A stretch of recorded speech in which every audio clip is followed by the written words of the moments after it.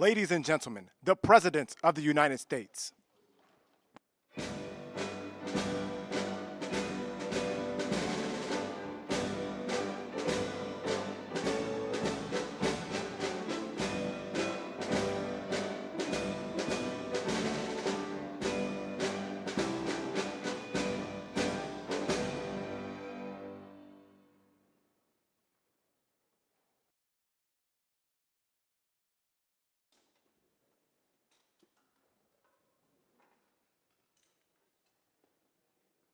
And we have a lot of great people here, and we've been looking forward to this day, but we sort of look forward to every day because we have a lot of surprises, most of which are good.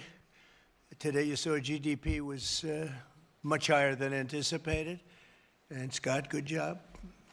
Scott Bessent's been working, just got back from a little excursion and a meeting with China in Europe. And that went well. We've done very well with the EU deal. It's a very big deal, I guess. They say the biggest trade deal ever made by far, probably is. Just completed Japan and many other countries. And hundreds of billions of dollars is flowing into our country. We've never seen anything even close. And that's not me saying it, that's everybody saying it. And it's going to be something really, really very special. Maybe even more importantly, factories for AI and for cars and for lots of other things are being built in this country or planned to be built very shortly. They'll be starting. And where they need great amounts of energy, like for AI, they're going to be, I've given them approval. And Lee Zeldin has given them very fast approval to build their own electric powering plants, and they'll build them with the factory, so we don't have to worry about an ancient grid and all of the other problems, the obstacles people thought we were going to have that would make it impossible. And we're leading AI by a lot, and I think people are very impressed with our country. As they said, the King of Saudi Arabia and various leaders, and just about every leader I can even imagine. We were in the Middle East and Qatar, UAE, Saudi Arabia, they said, 1 year ago, your country was dead, and today you have the hottest country anywhere in the world, and that's true. So I congratulate everybody in the room that's helped, but we're doing a good job together. I'd like to begin by saying a few words about the unbelievable kind of numbers that we've been putting up. And as I said, the number of 3%, the pace, in the second quarter, we smashed all expectations. They thought it would be maybe a little bit less than 2, and it was 3, a little bit more than 3. Consumer spending is up. Business investment is way up. Domestic manufacturing is way up. Real disposable family income is up, and personal savings are up. Other than that, we're not doing so great. We have the hottest country, and I'll tell you, it's a great. We're having a lot of fun with it. At the same time, we dramatically slashed government spending for the second quarter in a row, down nearly 4%, which people were surprised at. We do a lot of cutting also. The private sector has boomed with nearly 600,000 jobs added, way above expectations, while we have reduced the federal workforce by 70,000 jobs. So these are private jobs that are coming back to our country. Federal jobs are being cut. Critics said that our tariffs would hurt the economy, but the data shows the exact opposite, and the exact opposite is happening. The U.S. Treasury has taken in $150 billion from tariffs, and we'll be adding about $200 billion next month for totals that nobody's ever seen before, frankly. And foreign imports were down 30% in the second quarter, while the domestic auto production surged by a stunning 36%. How about that number, Dr. Oz? Right? That's good. That's good. We want to do that with your patients too. We'll have a very healthy. We're going to have a very healthy country. At the same time, inflation continues to fall faster than expectations, and for the 5th consecutive month, core inflation was lower than predicted substantially. This is truly the dawn of the golden age of America. That's what we're in. We want to keep it that way. This afternoon, we're gathered to announce another historic victory for the American people, very important one. Today, the dream of easily transportable electronic medical records finally becomes a reality.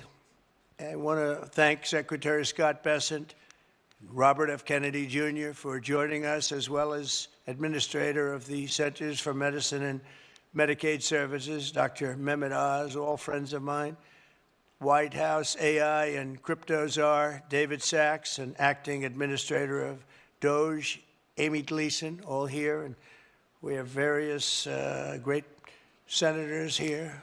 Senator Round, Senator Cassidy, thank you very much for being here and helping out. I also want to thank representatives from Apple, Google, Samsung, Amazon, OpenAI, Anthropic, Epic, Oracle, Athena, Health, Noom, and that's not a bad group of people. Wow. And they're the top people. We don't play games. You know, when you invite people to the White House, the top ones doing. That's a big net worth sitting in this room right now.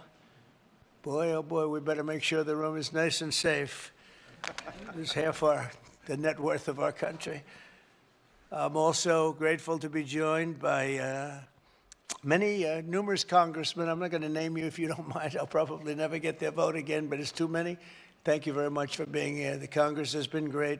Senators have been great, and the congressmen and women have been great. We just passed the most important, I think, look, I can't say most important, but certainly one of the most, but the most consequential and the largest bill in the history of Congress. And I call it the great, big, beautiful bill. We call it different names, but it all means the same thing. For decades, America's healthcare networks have been overdue for a high-tech upgrade, and that's what we're doing. The existing systems are often slow, costly, and incompatible with one another. But with today's announcement, we take a major step to bring healthcare into the digital age, something that is absolutely vital. You got to do it. Moving from clipboards and fax machines into a new era of convenience, profitability, and speed, and frankly, better health for people.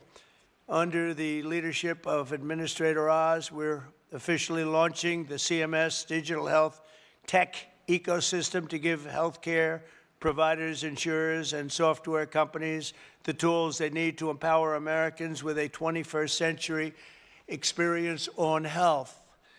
The key breakthrough we've made is getting many of the biggest names in the healthcare and technology to agree to industry-wide standards for electronic medical records. All of those great companies that you just heard have gotten together with this group of very brilliant people. I don't know who's more brilliant, them or them. I don't know. Could be them. I hate to tell you. It could very well be them. But I don't know. I'm going to take my team. But the key breakthrough we've made is getting many of the biggest names in healthcare and technology to agree to that those standards of electronic medical records that we talk about and you've heard about for so many years, and now it's happening. This will allow patients to easily transmit information from one doctor to another, even if they're different networks and using different record-keeping systems. No matter what system they use, they're all transferable. The new standards will also make it simple for patients to access their own personal health records. I don't want to see mine, please. I don't want to see. I don't know about you. They have all sorts of things, sir. They can tell you exactly what your problem is going to be in 6 years. We can do it. You know, they have all these different things. I don't know if they work or not, but I didn't want to hear it. I didn't want to hear it. If they got a problem, I don't want to know about it right now.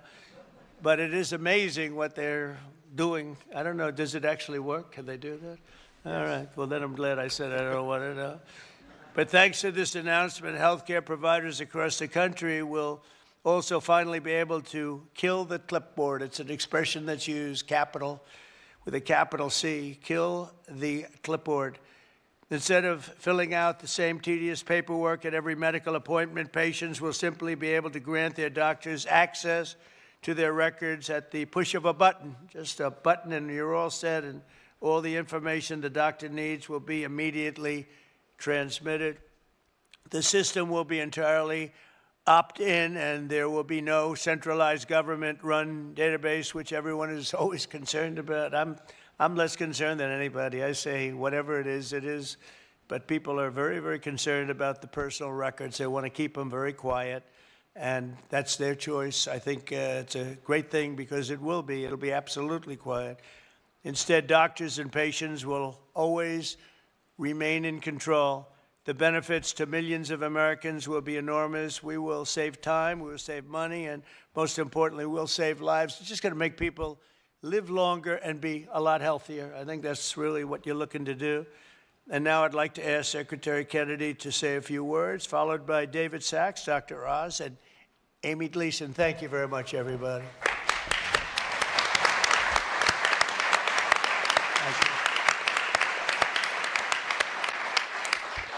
Thank you very much, Mr. President. And I just want to begin by making a comment that is irrelevant to what we're gathered here today to talk about, but I've been coming to this building for 65 years, and I have to say that it's never looked better. I've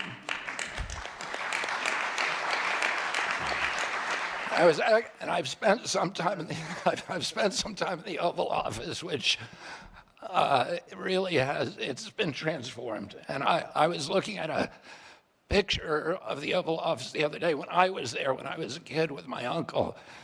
And, you know, it was an extraordinary, it's always an extraordinary to go into that sacred space. But I have to say that it looked kind of drab in the pictures. And they're black and white pictures, but it looked drab. And it looks the opposite of drab today. And I think, I know all these portraits, I hope you get a chance to look at them when you go out there, that they were handpicked by the president. And many of them hijacked from other agencies that were trying to keep them. But I mean, you know, my uncle, my aunt, Jackie, who were deeply committed to design, to beauty, and who understood that it's important to have our public buildings be beautiful because it inspires us, it elevates the human spirit. It's one of the, it is a template, and it's an example, an exemplar for democracy, the releasing through freedoms of the creativity of the human spirit. And this building, of all buildings, should look beautiful. And under your stewardship, it looks extraordinary today. So thank you, Mr. President, for that. About 3 weeks ago, I met with the Indonesian health minister. And Indonesia today is regarded as the highest flourishing nation on earth. Since 1990, it has increased the lifespan of its women by 8 years, of its men by 9 years. There's no country that has a record like that. And there are two major innovations that allowed them to achieve that extraordinary outcome. And one of those was to disincentivize people from eating processed foods. Oh, you are paid not to eat processed foods, and you are penalized for eating processed foods. The other innovation that really transformed Indonesia was allowing people control of their individual health records. He showed me the app that they use that everybody in Indonesia has. And it shows your height, your weight, your blood type, your BMI, your cardiac markers, your diabetes markers, your cholesterol, and any kind of individualized treatments that you've had. So if you go to a doctor in another town, he doesn't do what we have to do here, which is to sit there with a clipboard and a fax machine in order to get your health records. It's available, and it allows them to give better treatment. It also allows you to make better choices over your life. And there's other apps like Yaka in Indonesia that allow you to choose good foods when you go to the grocery store. So you can turn your app on your phone and you can get full information of those foods. Well, now if you have your medical records, you can get personalized advice. And that app will also give you advice about a better alternative. So we're going to be able to, we met, Dr. Oz and I met with the former Prime Minister Rudd of Australia just before, just after the election during the transition phase. And he, after his retirement as Prime Minister, he ran a commission to reorganize the Australian health system, and they revolutionized it, and they vastly improved health in Australia. And he said the single thing that he did that was most important to that transformation was the transparency that occurs when people control their own health records, because it gives people the choice over their own health decisions and over their own lives, and it gives them a sense of responsibility and allows them to measure the interventions if they change their diet, if they change their exercise. It can show you how many steps you took today. It can tell you if your glucose is spiking. And all of that information will now be available to American citizens. 60 years ago today, we passed Medicaid and Medicare in this country. And we have 60 CEOs in this room of these extraordinary companies, some of which the president just mentioned, that have all agreed voluntarily to start sharing information. President Trump, during his first term, passed the interoperability rule. And it was intended to do this. For 20 years, the federal government has been trying to do this. Everybody recognizes it's absolutely critical innovation for us advancing the health of American citizens, to give them responsibility and to give them control over their own healthcare choices. But unfortunately, you ran out of time the last time around. President Trump gave us instructions that he wanted this to happen within 6 months. We barely made it under the wire thanks to Dr. Oz's leadership. And within 6 months, every American's going to be doing it thanks to the cooperation of the corporate leaders in this room. You know, about 3 months ago, I met with the food executives, and I asked them to voluntarily come forward and get rid of food dyes, of the 9 synthetic petroleum dyes. And this is something, again, the government, Democrats and Republicans have been trying to do for 20 years. And the industry came forward, and now 40% of the food industry in this country has taken the pledge to remove food dyes from all of their foods. That happened because of your leadership, Mr. President. A month ago, we got, after a lot of work by Chris Klump and Dr. Oz and a lot of other people in our agency, we got all the insurance executives to come together in our country and in our offices and agree to get rid of pre-authorization for 80% of the DSM codes. This is a voluntary agreement. 80% of the industry has now agreed to do that. So this is happening because of good leadership. President Trump, you've asked us to think big, you've inspired us to dream big, and you've enabled us to accomplish things that no other president has been able to do. So I want to thank you for your leadership, for allowing this to happen, and with your leadership, we're going to make America healthy again.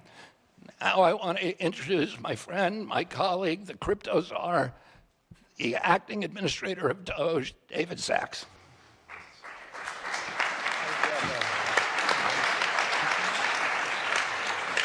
Thank you, Secretary Kennedy. I recently got a text message from a friend whose wife has been suffering from a chronic illness for something like a decade, and they've been trying to figure out what it is. They've never been able to figure it out. And I just want to read this to you right off my phone. He said, I uploaded my wife's blood work into one of our leading AI engines on Friday. It essentially diagnosed her as having a rare genetic defect that causes bone marrow failure. It's caused every single thing that's happened to her. She has every single symptom. It started at exactly the same age of presentation. It's 10 people out of 1 million. There's absolutely no way this is not it. So wow, it's really an incredible example of what AI is already able to do just today, and we're just getting started. And this was one person putting his wife's data in one of our consumer AI apps, and he's already been able to get that diagnosis, and that's going to help them tremendously. The key is the unlocking of the data, because the more data that AI has, the better it performs. And so, kudos to Dr. Oz and Secretary Kennedy for this pledge today. They were able to get 60 major companies across different sectors of the economy to agree to unlock their data so that AI can use it to drive better patient outcomes. And this is, all due to your leadership and President Trump's leadership to put the American people's healthcare needs first. And I remember Dr. Oz, he was one of the first people to call me during the transition when the president announced I'd be AI czar, because he wanted to ask me about how AI could better be used in healthcare. So kudos to you, Dr. Oz. Your passion's really incredible. And kudos to you, Secretary Kennedy, your passion as well. And I remember a couple of years ago, I was a big fan of Bobby Kennedy when he was running as a Democrat. And I remember thinking, He gave a lot more money than President Trump. well, I remember thinking there's this one problem with Bobby Kennedy. He's not a Republican. But thanks to President Trump, I think we fixed that. So, and I think that, getting people like Dr. Oz and Bobby Kennedy into the administration is a testament to President Trump and the talent that he's able to attract and pull together, and the partnerships that he's able to forge, because these are people who could be doing other things. So it's really a testament to the great talent that President Trump always attracts around him. Today's pledge by these companies is going to tear down barriers that allows both startups and established firms to compete freely. We're opening up the playing field so that the best tools can scale, compete on value, and discover new methods for making Americans healthy again. Technologies like AI, they do things like they will expand access to care, cut administrative costs, reduce fraud, and deliver better results for patients and doctors. And I want to thank you, President Trump, for your promise to not only make Americans healthy again, but also to ensure that America is the predominant AI superpower. Just last week, you announced a major AI action plan with hundreds of billions of dollars of new investment in AI infrastructure, and also getting red tape out of the way so that we can be the leading country in AI. And it's these life-saving applications that are going to be built on top of all of that infrastructure. So thank you for your leadership in making the United States the #1 country in AI. Thank you, sir. David, thank you. And now, Dr. Oz, we'll take it from here. Mr. President, today we are making American health technology remarkably great again. We've always been at the leadership. David's right, I called him early on after the President offered me the position and him as well. And we began brainstorming on this. Secretary Kennedy from day one appreciated the crisis that we're in and how we needed to address it. So today is a remarkably important day, one that you will remember, I believe, for years to come, for 3 reasons. Yes, it is the 60th birthday of Medicare and Medicaid. The first patient, by the way, was Harry S. Truman. Although Lyndon Johnson signed the legislation 60 years ago today, not far from here. It is not just the ability to bring 60 of the top incumbents and insurgents in health technology, hospital systems, insurance companies, electronic medical record companies, AI companies, the big players. You're all here, and we appreciate that very much. But, Mr. President, you used the power to convene. That's fundamentally what I think the President has been able to offer us. And Secretary Kennedy offered us, as a group, some examples, but there are more to come. And I want to touch on some of these. But first, I've got to do what doctors often have to do, which is to tell you the truth, even if you don't want to hear it. So here goes. These beautiful programs, which are the backbone of the social network, the social support system of this country, the safety net, they're flailing. They're flailing for a bunch of reasons. Medicaid is a unique entity. It has deviated from its original purpose by drift and by design. The One Big Beautiful Bill, the OB3 law, was elegant for that very reason. And President, I don't know if you remember this, I can share this, but he called me once and he was upset at me because I was going too strident at something. And he said, this is about fraud, waste, and abuse. That's what we're interested in doing. And that's exactly what the One Big Beautiful Bill accomplished. And it especially did it to save Medicaid by putting $200 billion more into it and allocating funds very specifically to use to support rural America. And primarily, some of that money will be used to support digital infrastructure, which is terribly lacking in many parts of the country.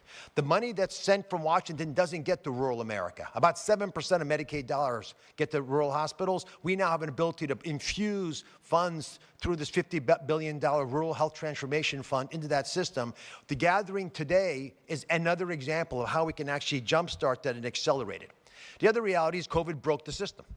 It did for many reasons. Medicaid expenses went up 50% in 5 years. Medicare, the trust fund that we met at actually Treasury with Secretary Bessent and Secretary Kennedy as trustees, it goes bankrupt in 2033, and that is actually a conservative estimate. It could go bankrupt as early as 2029. Thankfully, due to the economy, that's not going to happen. But we don't want to have to take that risk, and there's some fundamental changes we need to make accordingly. Now, there's one other big reality about making the system more efficient, which is why what everyone here is talking about is so critical. And let's just pick an average American born in 1964. That average American born in 64 will retire this year at age 61. If just that one group of people born in 64 could work 3 years longer because they're healthy, because they feel like they want to do it, because they feel vital and vigorous, and they're flourishing, just that 1 year working longer is $1 trillion to the U.S. GDP, and is $300 billion of tax revenue to pay for a lot of the problems that people are concerned about. So it's not just keeping people out of the hospital, getting them to thrive and flourish that makes what we're doing so critical today. I think there are a lot of realities to how healthcare has gone. Unfortunately, this system is frozen, and it has been for many reasons, despite efforts in the first administration. It's frozen in time, so it cannot address the quality lags that exist. While Netflix and Airbnb and Uber drivers are racing ahead, making arrangements, identifying the problems that are challenging us in healthcare have become incredibly difficult. You can't make appointments. The average Americans are tired. They're tired of waiting for a doctor's appointment. They're tired of waiting for the surprise of what your hospital bill is going to offer. That's being addressed by one of the president's executive orders. They're tired of waiting for access to their medical records. You own your medical records. They're yours. Why you can't have access to them is a stunning reality in modern day America. They're also tired of waiting for Washington to take action. And this president early on emphatically stated that wasn't going to happen anymore. And today we made that vision into a reality. And there's a fine line between vision and hallucination. What you did today was show it's a vision, because you share it with us and we're moving ahead on it. And that's what today's commitments essentially are reflecting. And they are pledges. They're not laws. They're nimble and they're fast and they're quick, because the president understands that you, each of you in your own way, understand these needs. And Secretary Kennedy spoke beautifully about the reality of what happens when you actually have electronic records, because what he said is happening in Indonesia, we'll have here. Within a year, on your device, and 91% of Medicaid patients have smartphones. On this device, you'll get insights based on your records if you want. You don't have to take this, but if you desire, Amy Gleason is one of the smartest people I've ever worked with, has built a mechanism to be able to get you that information in a way with all these partners helping, so that you can get nudged to pay attention to what you're eating and avoid processed foods that Secretary Kennedy smartly and wisely highlighted as so dangerous to our well-being. All this, by the way, is that will be at the fingertips. In addition, advice about which doctor to see, when to go see them, nudges, reminding you why I didn't do certain things. If you're a doctor like me, it's a very different story. It's to help you navigate the system better. It's giving you advice, decision support, which is becoming increasingly important as medicine gets more difficult. But I'll tell you the best thing of all, how many of you have been with your doctor telling them something heartfelt, very emotional, and they're looking to the side, typing into their computer, right? It's common. Put your hands up. I just want to see it. Yeah, most everybody. And that's unfortunate, because the whole sacrament, the whole covenant of being with the doctor is having them look you in the eyes and realize you're there for each other. That process is going to go away. We will, within the workflow of doctors, be able, with your help, allow physicians to take care of patients, gather the information while they're doing it, and will destroy the upcoding that has hurt Medicare Advantage and other programs in a similar fashion. The IT infrastructure that's going to change promises to improve a lot of things. We're going to cut fraud, waste, and abuse. Mr. President, we announced with the DOJ 2 weeks ago a $15 billion bust. $15 billion, it's a multinational criminal syndicate based primarily, we believe, in the Soviet Union, in Russia, and what they did was hack using beneficiary numbers into the system. We'll be able to stop that because of a system that Amy has put together, and the wonderful work of Amy Brandt, who has a fraud war room using this kind of technology, because we'll know who you are and who your doctor is, so we can block this. We're going to have remarkable advances in how consumers can use their own records. We'll have beneficiaries be able to get MAHA advice and prevention tips, and even be able to nudge them and reward them perhaps for that. And all this comes back to one fundamental issue, Mr. President, which is leadership. I think 60 people, the biggest, the best, the willing, came forward because of your leadership, because you weren't going to take no for an answer, and they know it. We are building a robust and safe, I emphasize that, safe system. It's going to protect the data better than we could have imagined. We're going to be able to accomplish goals that all of us wished from day one that they were being placed. These pledges are now confirmed. They're signed in public. And you have therefore empowered Americans to own their property, which is their medical records. Let me introduce Amy Gleason. She is acting director of DOJ, U.S. Digital Service as well, and was actually the brilliant woman who pulled together the pieces of this puzzle with so many members of the audience. Amy Gleason.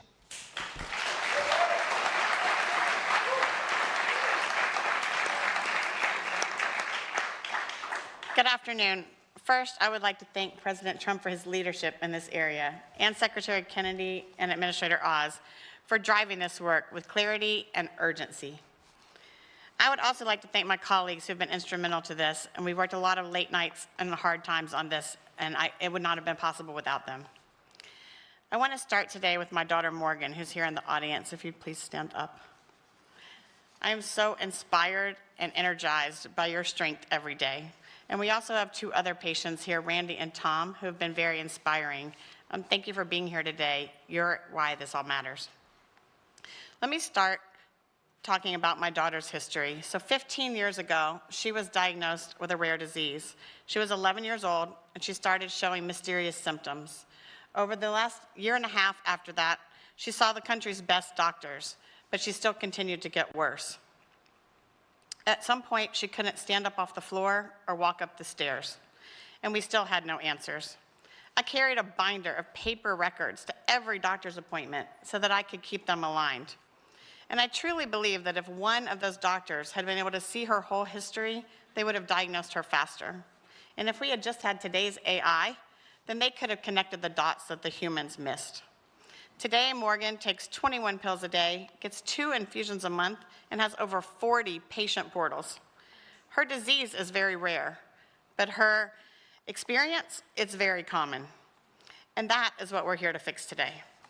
Too many patients are forced to remember all the doctors that they've been to and log into portal after portal, repeating their story at every visit, and they don't have the digital tools to help them stay well. Meanwhile, every other part of our life is digital. I can order groceries and have them delivered in minutes. I get personalized recommendations on my other apps. But in healthcare, we still see it on paper and manual situations. But today, thanks to President Trump, we're changing that. Over 15 years, we've tried to regulate our way to a better outcome. And we have gotten a path forward, but they have not delivered the modern healthcare experience that Americans expect and deserve. I'm so proud today that these 60 companies have voluntarily stepped forward to make a pledge, to take action, and to join us, to say, we're ready, let's fix this, we're in. We're trying something different. It's not regulation or rulemaking. This is a voluntary alignment around a shared vision, a commitment to work across boundaries, across competitors, and across silos. We're bringing together data sharing networks, electronic medical records, doctors, health systems, payers, and app developers. And we're asking one simple question: what can we do right now to make this work for patients? The companies pledging today are agreeing to collaborate, even with their direct competitors, because they know we can't keep kicking the can down the road. We have to stop talking about data interoperability and make the data flow. Here's something important. Not all patients will want these tools. Some will rely on their caregivers, and others will rely on their doctors, so they don't have to carry it themselves. But no matter how people engage, we must make sure it works for everyone. CMS is doing its part. We're clearing the path for innovation by building the long overdue National Provider Directory, a kind of digital map for healthcare that connects systems in real time and helps patients get more coordinated care.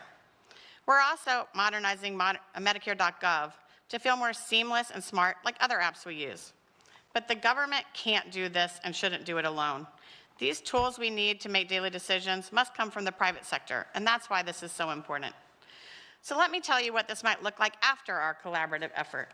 So Morgan, in 6 months from now, might show up to her doctor's appointment, and instead of filling out a clipboard with her 21 medications, 12 doctors, and her entire medical history, she can just pull out her phone and tap or scan a QR code and seamlessly transfer her digital insurance card, her verified medical record, and a digital summary that could help her provider get up to speed faster. We call this kill the clipboard, as President Trump said. After the visit, Morgan opens her AI assistant, a tool that she has authorized to access her records, and asks, what did the doctor say today? What did these results mean? What should I watch for now? And the assistant responds using her actual health history, explains her care plan in plain language, helps her track her symptoms, and even schedules follow-up visits if she needs them. And lastly, she has a new favorite app that helps her manage her chronic conditions. Because for years, Morgan has said what other patients say, I only see a doctor a few days a year, but I live with this disease every day. Today, we're starting with apps that can support patients 24 hours a day from anywhere in the world. They don't replace doctors, they just fill in the gap between visits so that care is continuous and not episodic. So what makes this effort different? Today, we have all these apps that want to provide these services, but they can't get the data because it is so hard for patients to access their records. But today, we have 18 network companies who are here pledging to fix the infrastructure that makes this possible. They're doing this through modern data sharing networks that removes the burden on patients and providers and makes it available in real time using modern identity, just like when you check in at the airport. These honor patient privacy and transparency, and most importantly, it's a movement to work together to remove the friction that's holding us back. Because access to information shouldn't be a luxury, it should be a standard. So for all the Morgans out there, come join this movement with us at cms.gov. Let's kill the clipboard and axe the facts. Let's help make health tech great again. Or in this case, maybe it's for the first time. Thank you, President Trump.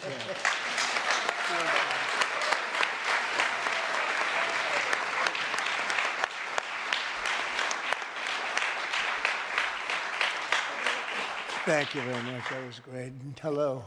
You look very, very healthy to me. You look really great. So just, I want to thank all of the companies that are here. These are big names, great people. Now you're doing something that's so important for our country, really for the world. It's beyond our country, I suspect. It's really for the world. So just keep it up. And you've hit new highs almost virtually every day for the last few months. And that makes your job probably a little bit easier. You're under very little stress. But someday you might have a little bit, but you're not going to have much. I think we're really going to great heights. But I just want to thank everybody, political people and the teachers and the companies and all of our cabinet. I even see Newt. Do I see Newt? I see Newt. Look at him. He's such a handsome man. He's a healthy man. We don't have to do any tests on him. But good to see you, Newt. But I just want to thank everybody. This is a very big undertaking, and it's a very serious undertaking. It's going to make a lot of people lead a much better life. Thank you all very much for coming. Appreciate it. Thank you. Thank you. Can I call you by MFN? Yeah. Can we start the